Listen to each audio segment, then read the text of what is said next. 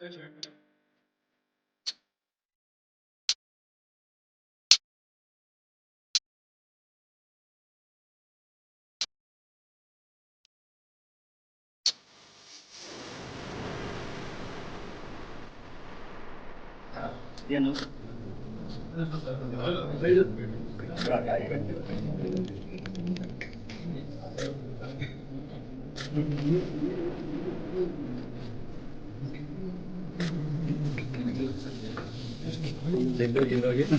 ದೇವನಹಳ್ಳಿ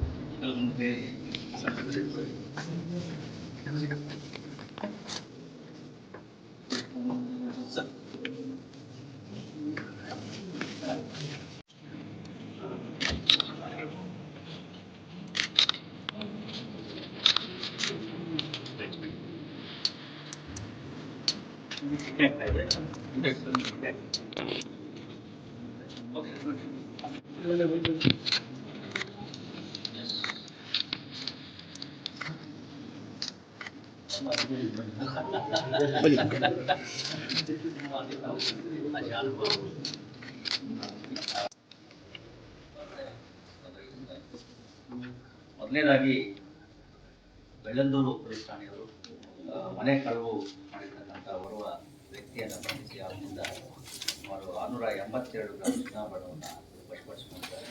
ಮೌಲ್ಯ ಸುಮಾರು 45 ಲಕ್ಷ. ಈ ಘಟನೆ ಆಗಿರ್ತಕ್ಕಂಥದ್ದು ಡಿಸೆಂಬರ್ ತಿಂಗಳ 23ನೇ ತಾರೀಕಿನಂದು.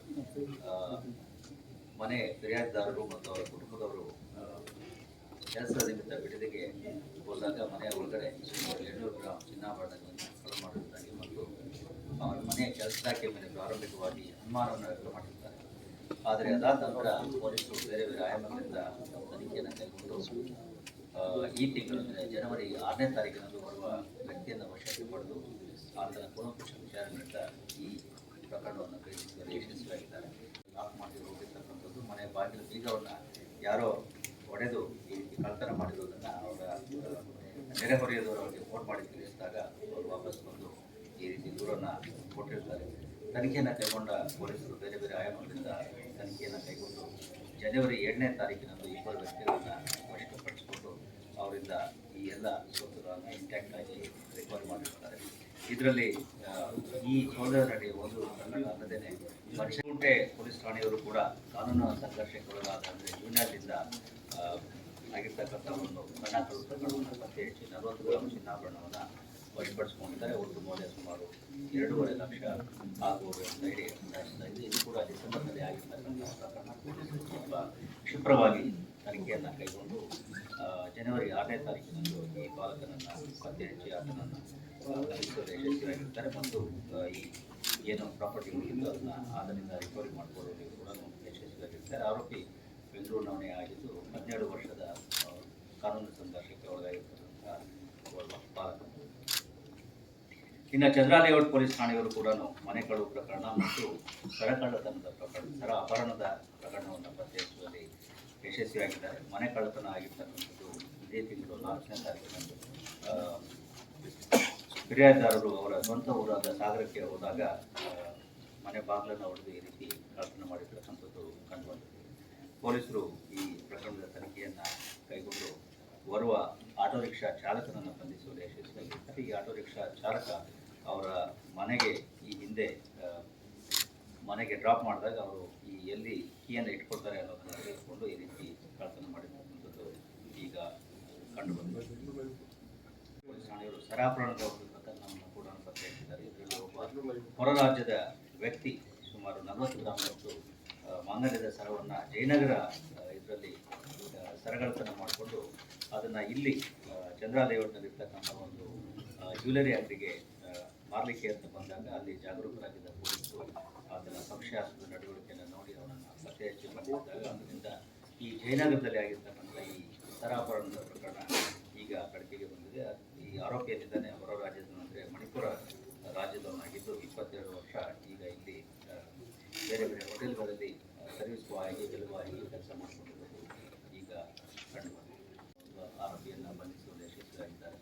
ಇದು 115 ಗ್ರಾಂ ಚಿನ್ನಾಭರಣ ಮತ್ತು 8 ಲಕ್ಷ ರೂಪಾಯಿ ಮೌಲ್ಯ ಆಗಿರ್ತದೆ ಮತ್ತು 2 ಪ್ರಕರಣಗಳು ಇದರಲ್ಲಿ ಪತ್ತೆಯಾಗಿರ್ತದೆ. ಇದೊಂದು ಒಳ್ಳೆಯ ಪತ್ತೆ ಕಾರ್ಯ ಮಾಡಿರ್ತಕ್ಕಂಥದ್ದು. ಈ ಘಟನೆ ಆಗಿರ್ತಕ್ಕಂಥದ್ದು ಕಳೆದ ವರ್ಷ ಮಾರ್ಚ್ ತಿಂಗಳ 2ನೇ ತಾರೀಕಿನಂದು ಈ ಮನೆಗೆ ಬಂದು ಈ ಶಾಸ್ತ್ರ ಹೇಳೋ ನೆಪದಲ್ಲಿ ಅವರುಗಳಿಗೆ ನಂಬಿಸಿ ಅವರಿಂದ ಒಂದು 100 ಗ್ರಾಂ ಚಿನ್ನಾಭರಣ ಒಡಗಳ ಒಂದು ಕುಡಿಕೆಯಲ್ಲಿ ಹಾಕಿಸಿ, ಅದಾದ ನಂತರ ಚಾಕಚಕ್ಯತೆಯಿಂದ ಆ ಕುಡಿಕೆಯನ್ನು ಬದಲಿಸಿ ಬೇರೆ ಕುಡಿಕೆಯನ್ನು ಅವರನ್ನು ಕೊಟ್ಟು ಹೋಗಿ ಮೋಸ ಮಾಡಿರ್ತಕ್ಕಂಥ ಒಂದು ಘಟನೆ. ಈ ರೀತಿ ಕೆಲವು ಗ್ಯಾಂಗ್ಗಳು ಇದ್ದಾವೆ. ಅದಕ್ಕೋಸ್ಕರ ಸಾರ್ವಜನಿಕರು ಸ್ವಲ್ಪ ಇಂಥವರ ಬಗ್ಗೆ ಎಲ್ಲ ತಿಳಿಸಬೇಕಾಗ್ತದೆ. ಯಾರಾದರೂ ಅಪರಿಚಿತರನ್ನ ಈ ರೀತಿ ಮನೆಗೆ ಸೇರಿಸ್ಕೊಳ್ತಕ್ಕಂಥದ್ದು ಮತ್ತು ಅವರ ಮುಂದೆ ಒಡವೆಗಳನ್ನು ತಂದಿರ್ತಕ್ಕಂಥದ್ದು ಅಂಥದ್ದನ್ನು ಮಾಡದೇ ಇರೋದು ಒಳ್ಳೆಯದು. ಇದು ಆಗಿದ್ದು ಈಗಾಗಲೇ ಹೇಳಿದಾಗೆ ಮಾರ್ಚ್ ತಿಂಗಳಲ್ಲಿ ಪೊಲೀಸರು ಈತನ ಬಗ್ಗೆ ಪತ್ತೆ ಕಾರ್ಯ ಮಾಡ್ತಾ ಇರುವಾಗ ಅದೇ ರೀತಿ ಅವರ ವ್ಯಕ್ತಿ ಈ 10ನೇ ತಾರೀಕು ಜನವರಿಯಂದು ಬೊಮ್ಮನಹಳ್ಳಿ ವ್ಯಾಪ್ತಿಯಲ್ಲಿ ಕಂಡು ಬಂದಾಗ ಆತನನ್ನು ಹಿಡಿದು ಕೂಲಂಕಷವಾಗಿ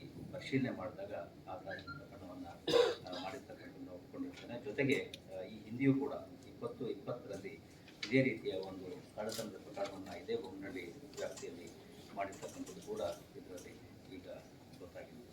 ಹೇಳಲಿಕ್ಕೆ ಆಗೋದಿಲ್ಲ. ಸೊ ಈ ರೀತಿ ಅಪರಾಧಗಳಾಗ್ತಾ ಇರ್ತದೆ. ಅದಕ್ಕೆ ಪೂರಕವಾಗಿ ನಮ್ಮ ಪೊಲೀಸರವರು ಕೂಡ ತ್ವರಿತವಾಗಿ ಕಾರ್ಯಾಚರಣೆಯನ್ನು ಮಾಡ್ತಾ ಇದ್ದಾರೆ. ಪ್ರಮುಖವಾಗಿ ಕೇವಲ ಪ್ರಕರಣಗಳನ್ನು ಪತ್ತೆ ಹಚ್ಚುವುದಲ್ಲದೆ ಆ ಪ್ರಕರಣದಲ್ಲಿ ಆ ವ್ಯಕ್ತಿಗಳಿಂದ ವಿಕ್ಟಿಮ್ಸ್ಗಳಿಗೆ ಏನು ಹಣ ಹೋಗಿತ್ತು ಅದನ್ನು ರಿಕವರಿ ಮತ್ತು ಅದನ್ನು ತಲುಪಿಸೋದು ನಮ್ಮ ಪ್ರಯಾರಿಟಿ ಆಗಿರ್ತದೆ.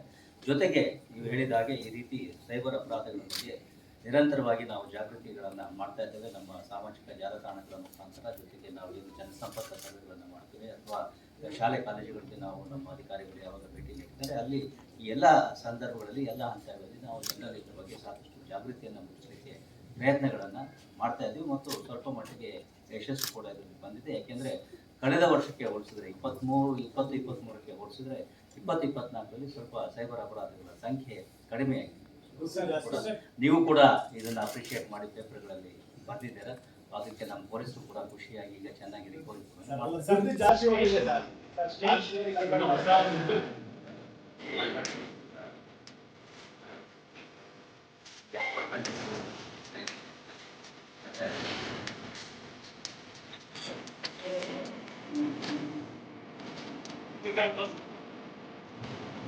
Good.